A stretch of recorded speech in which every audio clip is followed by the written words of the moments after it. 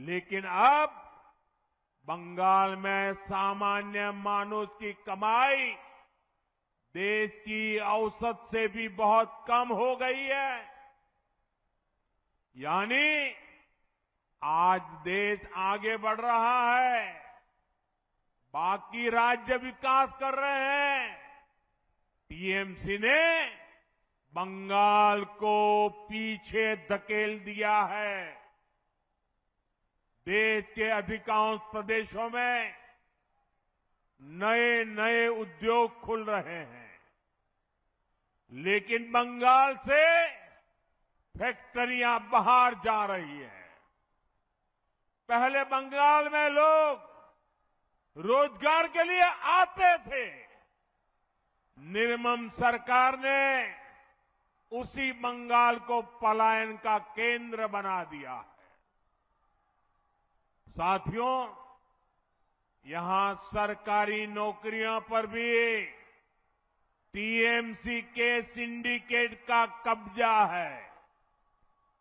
बंगाल के हर युवा को पता है, इस सरकार में इतना बड़ा एसएससी शिक्षक भर्ती घोटाला हुआ।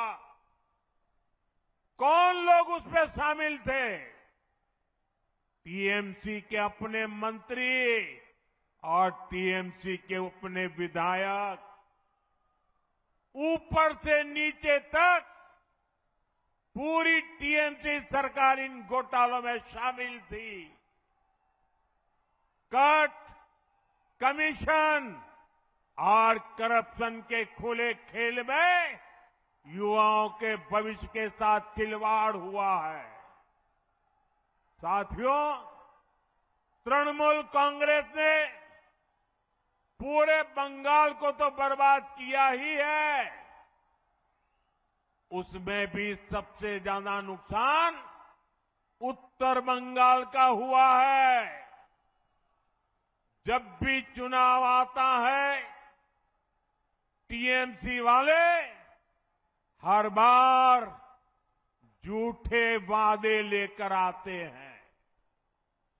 क्या क्या घोषणाएं की जाती रही है, लेकिन हालात वैसे के वैसे बने हैं। कहीं काम अटका है, कहीं जमीन का मामला लटका है, कहीं योजनाएं रोक दी गई हैं, कहीं बुनियादी सुविधा तक की सुविधा नहीं पहुंची। आप सब जानते हैं, मालदा, बालूरघाट और हाशीमारा एयरपोर्ट का विकास कब से लटका है? क्योंकि राज्य सरकार इसमें अड़ंगा लगा रही है। कालिंपोंग, दक्षिण दिनाजपुर और अलीपुरद्वार ये जिले आज भी मेडिकल कॉलेज के लिए तरस रहे हैं। साथियों, चाय बागानों के श्रमिकों के लिए हमने पीएम चाय श्रमिक प्रोत्साहन योजना शुरू की। राज्य सरकार ने उसे भी रोक दिया। यहां के बिभोर, लोधा, टोटो जैसे जनजातीय समाज, उन्हें पीएम जनमन योजना का पूरा लाभ नहीं मिलने दिया जा रहा। साथियों, टीएमसी के अन्याय, इनकी लिस्ट बहुत लंबी है। इनके धोखे का एक और उदाहरण उत्तर कन्या भी है। जब उत्तर कन्या को बनाया गया था तो कहा गया था ये पूरे क्षेत्र के विकास का केंद्र बनेगा, लेकिन हालात ये है कि जो पैसा इसके लिए रखा गया था, इतने साल में उसे भी खर्च नहीं किया गया। अभी तक ये लोग उसमें कमीशन के तरीके खोजने में लगे हैं। इसका मतलब साफ है, नाम विकास का, लेकिन नियत और प्राथमिकता कहीं और थी। साथियों, 2012 में कूच बिहार के लोगों से भी टीएमसी द्वारा कहा गया था, इस इलाके को उद्योगों का केंद्र बनाया जाएगा। बार बार वही वादा दोहराया गया, लेकिन आज 14 साल बाद सच्चाई क्या है? जमीन पर कोई काम नहीं हुआ। 2021 में मेखलीगंज में 300 एकड़ के इंडस्ट्रियल पार्क की घोषणा की गई थी। आज 2026 चल रहा है, पूरे 5 साल हो गए, लेकिन इंडस्ट्रियल पार्क तो छोड़िए, एक फैक्ट्री तक नहीं लगी।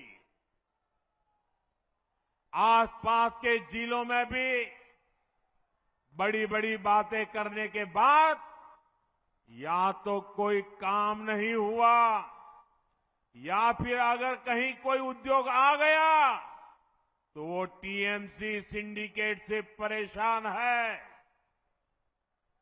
साथियों, आज कूच बिहार के किसानों के साथ भी बहुत बड़ा अन्याय हो रहा है।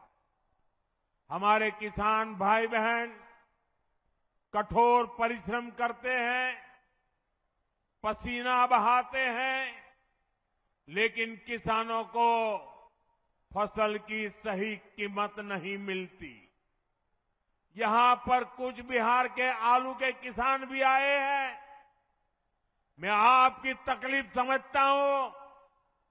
आप मेहनत करके यहां आलू का रिकॉर्ड उत्पादन करते हैं, लेकिन जब फसल बेचने का समय आता है तो उसे औने पौने दामों पर बेचना पड़ता है, क्योंकि टीएमसी सरकार ने आपकी कोई चिंता नहीं की। यहां कोल्ड स्टोरेज की भारी कमी है। आलू चिप्स बनाने जैसा कोई उद्योग नहीं जो बड़ी मात्रा में आलू खरीद ले, इसलिए फसल सड़ने लगती है, किसानों को नुकसान होता है। भाइयों बहनों, किसानों के लिए बेहतर जीवन और बेहतर अवसरों का काम केवल बीजेपी ही कर सकती है।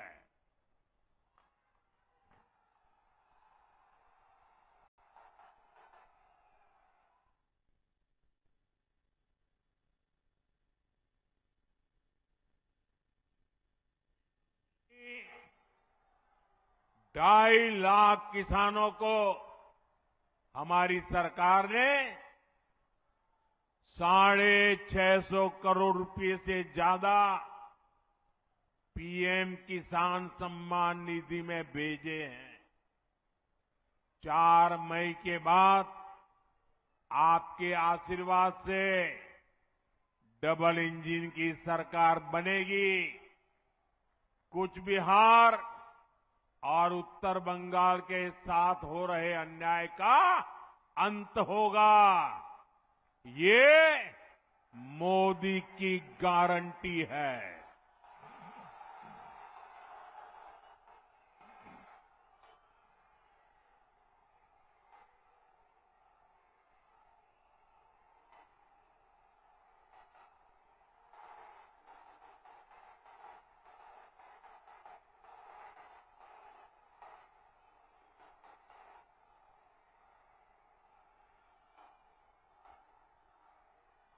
कूच बिहार এবং উত্তর বাংলার থেকে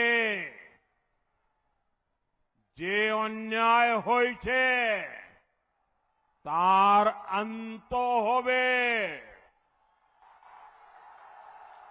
এটা मोदी गारंटी।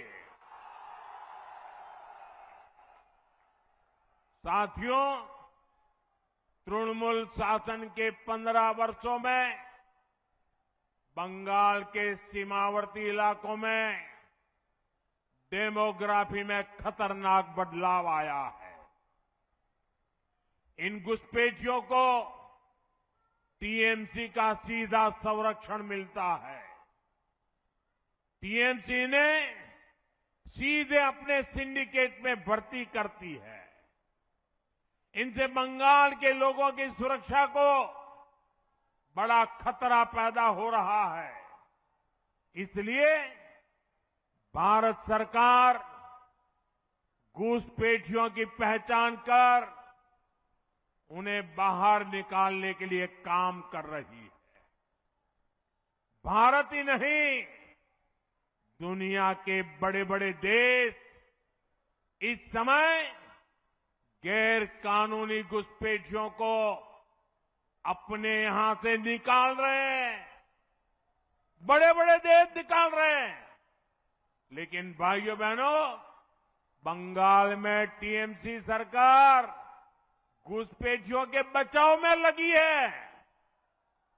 इसलिए ये तृणमूल वाले एसआईआर का विरोध कर रहे हैं ताकि घुसपैठियों की पहचान न हो सके।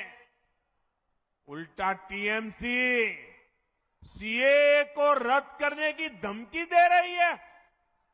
यानी जिन शरणार्थी हिंदुओं को नागरिकता मिली है, ये उनकी नागरिकता छीनेंगे। और वो नागरिकता ये किसको देंगे? अवैध घुसपैठियों को।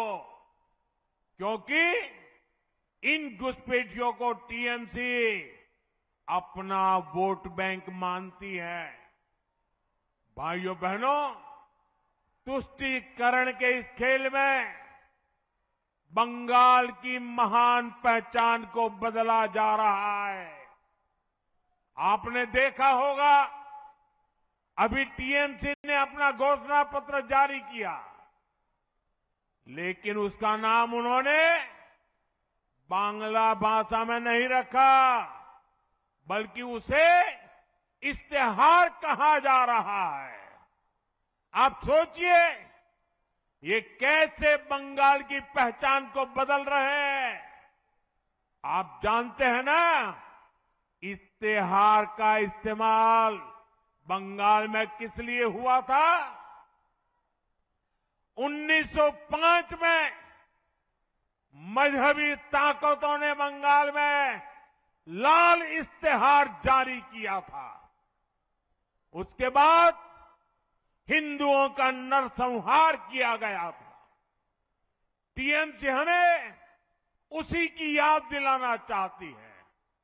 आपको भूलना रही है, यहां निर्मम सरकार में खुलेआम धमकी दी रही है कि एक खास मजहब के लोग बंगाल में हिंदुओं का रहना मुश्किल कर देंगे। तुष्टीकरण का ऐसा घिनौना खेल बंगाल के सम्मान और बंगाल की संस्कृति को मिटाने का ऐसा षड्यंत्र, लेकिन अब बहुत हो गया। अब बंगाल की पहचान बदलने वालों की विदाई बंगाल ने तय कर ली है। এইবার বাংলার পরিচয় বদলানোর চেষ্টা যে করছে তার বিদায় হবে।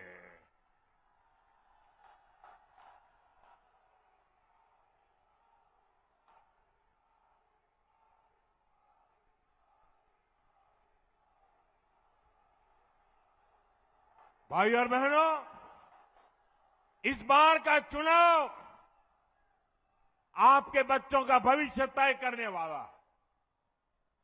ये चुनाव महत्वपूर्ण है, इसलिए इस बार वोट बंगाल के भविष्य के लिए दीजिए। आप अपना वोट अपने खेत से कमाई के लिए दीजिए। आप अपना वोट अपने घर की सुरक्षा के लिए दीजिए। इस बार वोट अपने अधिकार के लिए दीजिए। बीजेपी उम्मीदवार को वोट देकर परिवर्तन पर मुहर लगाइए। मुझे चुनाव आयोग पर पूरा भरोसा है। इस बार बंगाल में निष्पक्ष चुनाव होगा। इस बार निर्भय चुनाव होगा और इस बार परिवर्तन का चुनाव होगा। यही बार निष्पक्ष चुनाव होवे, यही बार निर्भय चुनाव होवे और यही बार परिवर्तन जानो चुनाव होवे। आप सब इतनी बड़ी संख्या में हमें आशीर्वाद देने आए, इसके लिए एक बार फिर आप सभी का बहुत बहुत धन्यवाद। भारत माता की वंदे वंदे वंदे वंदे वंदे वंदे वंदे।